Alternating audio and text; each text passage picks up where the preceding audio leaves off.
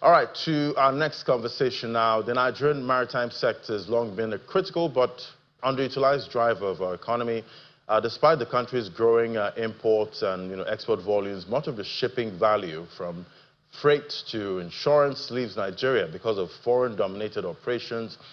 Today we're going to analyze, what to expect, how to, reverse, this trend. We have an expert, a leading voice in the industry joining us, Mr. Greg Ogbeifun, who is a maritime and blue economy expert. He'll help us, break down what's playing out right there in Nigeria's maritime sector. I don't know if we have him right now. Good morning, sir.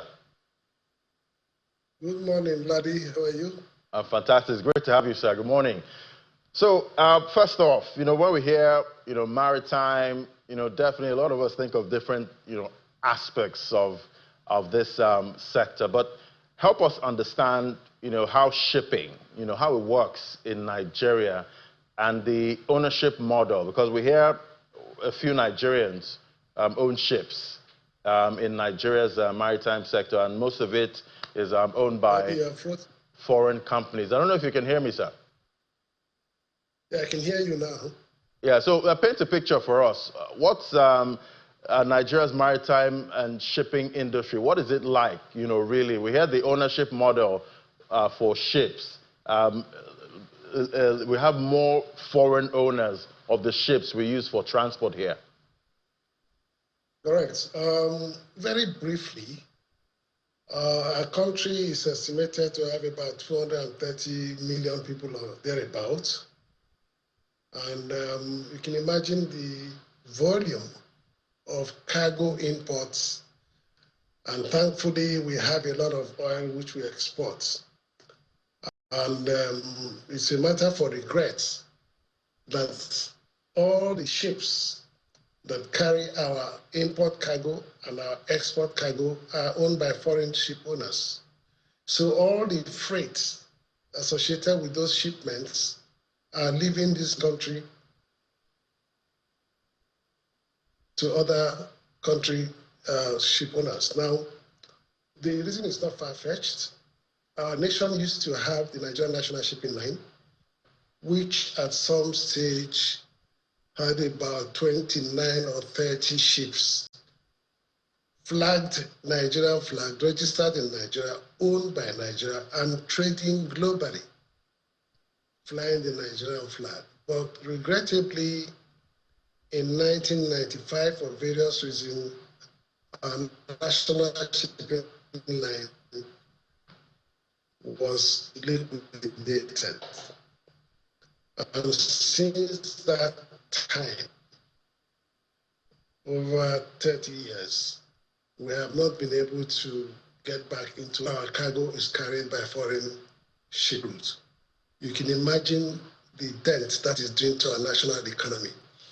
There is a need, an urgent need for Nigeria to go back into global shipping for various reasons. If you remember during COVID, when different countries are now beginning to place limitations to where they can go to, we were literally almost stranded because we weren't having ships coming to Nigeria because of COVID. We didn't have our own ships.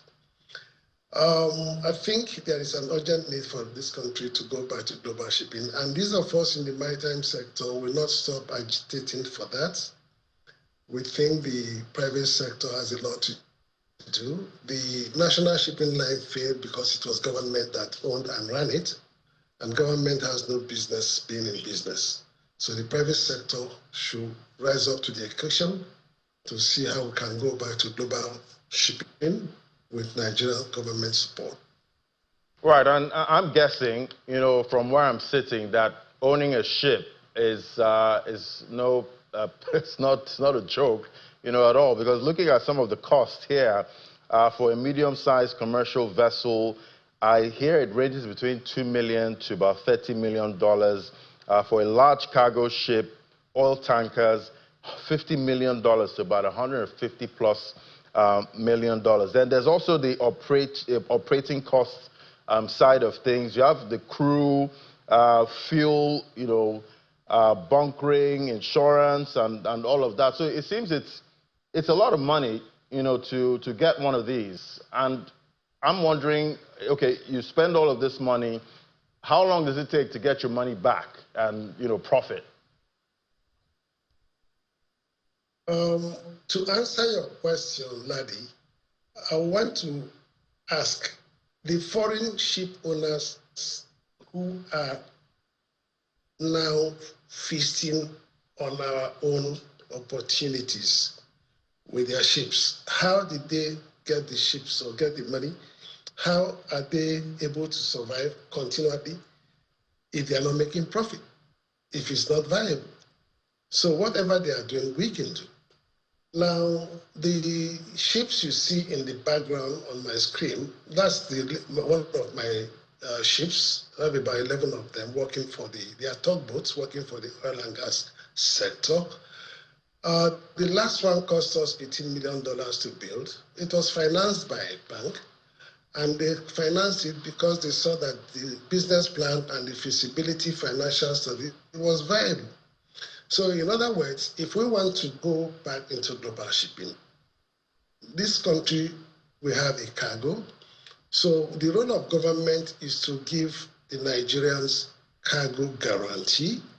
With the cargo guarantee, you can develop a business plan, a financial model that shows viability. Of course, it's not a quick turnaround business. The average payback period for some of the big ships is between 5 and 8 years. And then after that, the ship is operating profitably. And the lifespan of some of these ships is as long as 20 to 25, in some cases 30 years. So it's easy if government can arrange to guarantee cargo for Nigerians. Because right now, the situation we are in, the big international players have taken over all our cargo. They've secured it. And for us to get in there, government has to get involved. Government has to say, look, let Nigerian shipping companies, ship owners, at least participate up to 10%, 15% of our cargo. Most of the export, I give you an example, urea is exported from Nigeria to Brazil. Millions of tons of urea per annum. They are produced in Nigeria.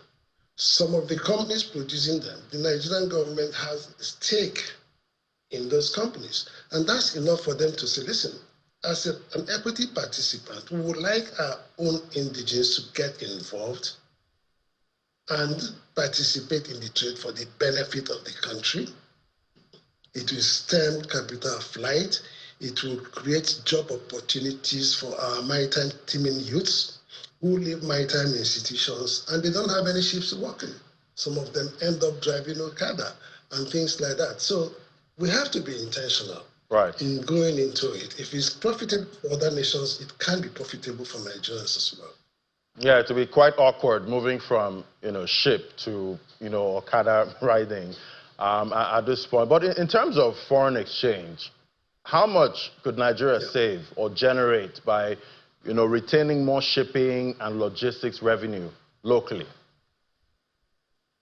Ladi, on freight alone, this country is losing about $6 billion annually on freight alone.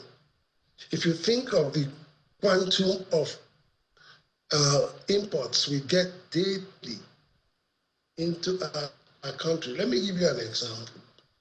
If you are to ship a 40-foot container from the United States to Nigeria, it's costing about $8,000 per container. Now, how many 40-foot containers are we handling in Lagos ports alone? Between 250 and 300 daily. So if you take an average of $6,000 per container, because if it's coming from Europe, it's cheaper than the US, and multiply that by 300 or even 200 conservatively, that's what we are losing out of this country daily. It's huge. So there is need to focus on the maritime sector and look at how to get the country back into global trade. That's what we're talking about, particularly now that Nigeria, after 14 years, has successfully gotten back into the IMO, International Maritime Organization, Category C of the Security Council. Now, we are there for 2 years, and the world is watching to see what do we now make of this opportunity if we are not even seen, our flag is not seen anywhere in the seas. And there's a saying that he that controls the seas controls the world. So I can go on and on about the urgency for all of us to collectively focus on this sector and get ourselves back and take our right of place in global trading. All right. And what quick wins do you think we can latch on, right now when it comes to policy or regulatory reforms that, we can start to see some kind of, green lights that, we're ready to, hit the seas from that's with Nigerian vessels? That's a very good question, Ladi. I'm sure you are aware of the Nigerian Maritime Administration and Safety Agency, NIMASA. NIMASA is the regulatory body that is bestowed with responsibility of ensuring that Nigeria goes into shipping and then participate in global trade. And there is a section of the NIMASA Act that specifically says that government cargo, federal government, state government, local government cargo should be reserved for Nigerian shipping companies. Now that clause, I think, is sections 35, 36, 37 of the NIMASA Act, specifically makes that reservation. But in 2001, because it was abused, the government of the day, by verbal pronunciation, put a hold to that and put a stop to it. And that has been the problem. So the quick win now is for the present government to look at that act. Why was it abused at the time? What safety nets can we put to prevent that? And then lift that pronouncement so that the cargo can be available for well-profiled, serious-minded Nigerian shipping companies, work the regulations, closely monitored by the respective agencies, so we can do the right thing and get back to the business. If we don't have cargo, you cannot get a ship because you need to know what cargo to carry to know what ship to buy. And then if you have the cargo, you can show profitability, and banks will give you the money to buy the ships. That's the low-hanging fruit to take away. Fantastic. Thank you so much, sir. Definitely, we hope we, get more Nigerian ships out there in that global trade, because right now, trade is serious business globally. Thank you so much, Mr. Greg Ogbeifun, who is a maritime and blue economy expert. Thank you for unpacking this with us. Thank you for having me, Ladi. Have a great day. You too, sir. Bye-bye. Thank you.